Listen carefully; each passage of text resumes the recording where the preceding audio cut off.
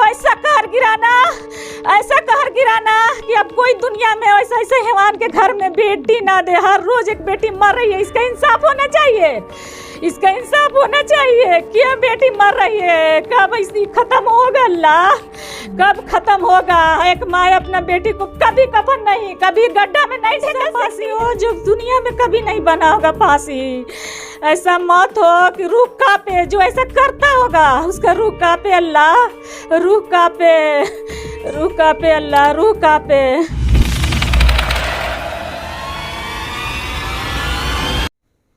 नमस्कार, स्वागत है आपका नया भारत टीवी 24 में। इस वक्त हम बड़ी खबर से आपको रूबरू करा रहे हैं। शायद ये खबर सुन करके और देख करके आपके पैरों के नीचे से ज़मीन निकल जाएगी। जी हाँ, बताना चाहेंगे कि दहेज के लोभियों का फिर से आतंक मचता जा रहा है, चाहे वो देश के किसी भी कोने का क्यों ना हो। और खुशबू परवीन जैसी बेटियाँ इस दुनिया में इन लोगों की शिकार बनती जा रही हैं। जी हाँ, बिल्कुल सही सुन रहे हैं कि डोरंडा रांची की रहने वाली खुशबू परवीन जो 22 वर्षीय है और उनका 2022 3 नवंबर को शादी शाहनवाज आलम से हुई थी। शाहनवाज आलम बिहार जिला के आरा तरी मोहल्ला के रहने वाले थे और शादी के कुछ दिनों बाद से ही दहेज की डिमांडें बढ़ने लग गई थी और पैसों की भी डिमांड की जा रही थी खुशबू परवीन के घर वालों से। अब सीधा बात करेंगे कि किस तरीके से दहेज के लोभियों ने खुशबू परवीन की जान ले ली। और जब खुशबू परवीन के घर वाले बिहार आरा के तरी मोहल्ला पहुंचे, यानी खुशबू परवीन के ससुराल में, तो अपनी बेटी को किस हाल में पाए और क्या उनके सामने आया, सीधा बात करेंगे खुशबू परवीन के पिताजी से। क्या नाम है आपका, ये पता है? मेरा नाम मनोवर अली। अच्छा, क्या हुआ था, कब की ये घटना है? 15 तारीख को घटना, 15 जनवरी। क्या हुआ था आपकी बेटी के साथ में? बेटी के साथ में हुआ था जैसा हम लोग 3:57 में मेरा बेटी अपना बहन से बात की। अच्छा। 11 मिनट। अच्छा। उसके बाद उसको मोबाइल छीन करके कम से कम 4:45 में ऐसा ही उसको लटका दिया। अच्छा। मर्डर करके लटका दिया। उसके बाद वो रिंग किया तो आपका बेटी मैंने फांसी लगा ली है। और उसके बाद उतारा क्या, पोस्टमार्टम के लिए सदर हॉस्पिटल ले गया। कौन लेके गया था? उसका 2 बहन, उसका शौहर, अब उसका बाप भी हो सकता है। मतलब पूरा ससुराल लेके चल गया था। हाँ, पोस्टमार्टम के लिए। जी सर। वहाँ पर जाने पर मीडिया वाला लगा हुआ था।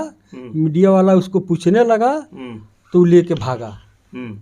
मतलब कहाँ भागा? सीधा घर? सीधा घर भागा है और सीधा घर भाग करके चौकी पर लेटा दिया है। अच्छा। तो हम लोग गए, देखे, जैसे हम लोग गर्दन देखे तो उसका मैंने फांसी लगाने का कोई यथी नहीं था। वो गर्दन चिपा है, पतला रस्सी से दबा दिया है और दबा करके थी कर दिया है, मर्डर कर दिया है। ये आपको कैसे पता कि मतलब कि रस्सी से गला चीप दिया गया है? दागा मैंने बता रहा था। अच्छा। एक दांत भी टूटा हुआ है। दांत भी टूटा हुआ था, यानी कि मारपीट भी की गई। हाँ, पूरा बदन में दाग, मारपीट का निशान भी है। अच्छा। बेल्ट का। तो ये बताएं कि जब इस तरीके का मामला घटा, आप लोग किस समय पहुंचे थे आरा? हम लोग पहुंचे थे 2 बजे रात को अपनी गाड़ी से। जी सर। अच्छा, तो अभी मौत का कारण क्या था? आपकी बेटी के साथ इतना बड़ा हादसा हुआ, कारण क्या था? दहेज था सर। दहेज? जी सर। क्या आपने शादी करते वक्त अपनी बेटी को दहेज नहीं दिया था? 4.5 लाख रुपया हम लोग दिए थे सर। 4.5 लाख रुपया तिलक दिए थे और टोटल सामान दिए थे। और 4.5 लाख में वो अपना बाइक खरीदा था। लेकिन फिर उसके बाद भी इतना टॉर्चर, शादी के तीसरे दिन से बात करने लगा तो हमको 5 लाख रुपया लाओ, एक बुलेट दो। अच्छा। हम सरकारी नौकरी वाला है, मेरे दूसरा जगह 10 लाख रुपया मिल रहा था। शादी के तीसरे दिन बाद उसको बहन मारी है और टॉर्चर की है। उसके बाद हम लोग मैंने कुछ समझौता की है। और उसके बाद 18 तारीख को लड़का यहाँ रांची में मेरे लड़की को लाया। 2 दिन तक रहा, घूमा फिरा, हम लोग घुमाए फिराए, इज्जत किए। वो बोल के गया मेरे लड़की से तो इतना पैसा लाएगी तब तुम आएगी। तो सर हम लोग के पास उतना पैसा नहीं है, लेकिन तब पर भी हम लोग लेके गए तो मैंने ठीक था सब। उसके बाद वो मैंने 15 तारीख को एथी कर दिया। क्या खुशबू परवीन गर्भवती थी या फिर? नहीं सर, ऐसा कुछ नहीं है सर। अच्छा, जब ये मामला आपके पास आया, डिमांड करते थे पैसों के, तो उससे पहले आप नज़दीकी थाना में इंफॉर्मेशन नहीं दिए थे? नहीं किए हैं सर, क्यों नहीं दिए थे? कंप्रोमाइज हो गया था सर, इसीलिए आपस में बैठ के जी सर, कि ये दोबारा नहीं होगा? नहीं होगा, माफी उफी सब मांगा है उसका परिवार, तो हम लोग भी एथी हो गए हैं। अच्छा, ये बताइए, अभी पूरा घर फरार है या कुछ लोग गिरफ्तार हुए हैं? उसका मैंने लड़का के बाप माँ गिरफ्तार हो माता गए, पिता दोनों हो गया है सर। अच्छा, और शौहर, 2 बहन और 1 देवर ये फरार चल रहा है। लड़की का पति, ननद और उसका देवर फरार चल रहा है। मतलब 4 लोग फरार है। बाकी दोनों माता पिता गिरफ्तार हो गए हैं। क्या लगता है कि बिहार पुलिस से न्याय मिल पाएगा? हम तो वही गुजारिश कर रहे हैं, तो बिहार पुलिस हम लोग के न्याय दे। अच्छा, कुछ मीडिया में, अखबार में वहाँ पर आया था कि लड़की के परिजन ने लटकता हुआ लड़की को देखा है, तो क्या कितना सच्चाई इस बात गलत न्यूज़ है सर। वहाँ का थाना प्रभारी सब गया था, वो लटका हुआ नहीं मिला, फोटो वोटो सब वो ले लिया। हम लोग भी गए तो लटका हुआ नहीं मिला है, चौकी पे लेटा हुआ मिला है। जब वो फांसी जब लगी थी, ज्यादातर देखते होंगे कि लड़की का जबान बाहर निकल जाता है, ऐसा कुछ था? निकला था सर, एकदम नहीं। यहाँ कुछ काला पीला कुछ था, ये थोड़ा एथी हुआ है। एक ठो मैंने चिपने के थी, अंगूठा का निशान था। अच्छा, निशान था पीठ में, पूरा मैंने मार का निशान था। अच्छा, जब लोगों का कहना यह भी है कि फांसी लगा ली, तो क्या लगता है कि जिस समय आप गए थे कुछ टूटा फूटा कुछ देखे थे? दरवाजा खुला हुआ था, बिल्कुल साफ सुथरा, एकदम साफ सुथरा था। अब मैंने इतना ऊंचा पंखा था, तो ना उसमें टेबल पलंग पे रखा है कुछ ना। वो लड़की उतना ऊंचा पहुंची भी नहीं, फांसी भी लगाई तो नहीं पहुंच सकती है वो। मतलब घर की छत का ऊपर लंबाई काफी था। अच्छा, वो ऊंचाई ज्यादा था। हाँ, अब बस खाली एक ठो वहाँ पलंग पे दुपट्टा रखा हुआ था। तो पुलिस अभी जांच पड़ताल कर रही है, ये आप लोग पूछताछ कर रहे हैं पुलिस से? हाँ, पुलिस से तो बातचीत हो रहा है सर। क्या मतलब पुलिस का क्या मिल रहा है वहाँ से, आश्वासन क्या मिल रहा है? वो तो बोल रहा हम कार्रवाई कर रहे हैं, छापा भी मार रहा है वो। 3-4 जगह कल तक छापा मार चुका है। अच्छा, तो अब वहाँ की जो सरकार है और जहाँ का जिला प्रशासन है, वहाँ का क्या न्याय के लिए क्या गुहार लगाते हैं? गुहार लगा रहे हैं सर, मेरे बेटी के लिए वो न्याय दे और सख्त सख्त उसको सजा दे। अच्छा, दहेज के ज़्यादातर मामले सामने आते हैं, दहेज को लेकर के क्या सरकार से और गुहार लगाते कि इस पर सख्त से सख्त कठोर कानून बने या फिर नहीं? हम बोल रहे हैं सर, इस पे कठोर सरकार कानून बनाए। कैसा कानून चाहते हैं आप? फांसी की सजा। फांसी का सजा जो ऐसा करता है? जी सर। चलिए, ये तो बात हुई लड़की के पिताजी से। अब लड़की की माँ से बात करेंगे कि वो भी क्या अपनी बात रखना चाहती हैं नया भारत टीवी 24 के माध्यम से, क्योंकि बताना चाहेंगे कि पूरा घर उनका खुशबू परवीन की हत्या में शामिल था।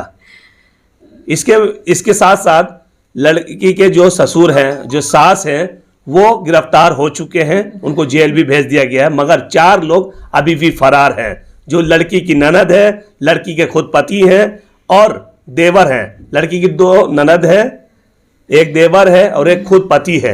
ये 4 लोग अभी भी फरार हैं। पुलिस जगह जगह छापेमारी कर रही है, रिश्तेदारों के पास जाके छापेमारी करी, पूछताछ कर रही है। मगर अब इन सब बात करेंगे खुशबू परवीन की माँ से। क्या कुछ हुआ था? कब शादी किए थे आप? 3 नवंबर को बारात आया। 3 नवंबर 2022। अच्छा, क्या इतना बड़ा मामला कैसे बढ़ा? सर का मेरा बेटी वापस आएगी, एक माँ अपना बेटी को जोड़ा सजाती है, कफन नहीं सजाती है। मेरा बेटी के 2 ही दिन के बाद उस घर में टॉर्चर होने लगा था। कहाँ के इंसाफ है। मेरा बेटी से उन लोग पूरा परिवार को बोली साहब कि तेल लगाओ, महाराजा की बेटी नहीं हो, सारा काम करवाई साहब। हम गए हूँ उसके घर वलीमा में, देख रहे मेरा बेटी के नौकर के साथ जैसा काम करवा रहा था साहब। मम्मी हमें देखिए मेरे से कितना ही लोग काम करवा रहा है। तो उस समय आपने आवाज नहीं उठाई थी अपनी बेटी नहीं, उसमें बहुत सारा मेहमान था, हम सोचे चलो चुप लगा के, बेटी के इज्जत के सवाल था।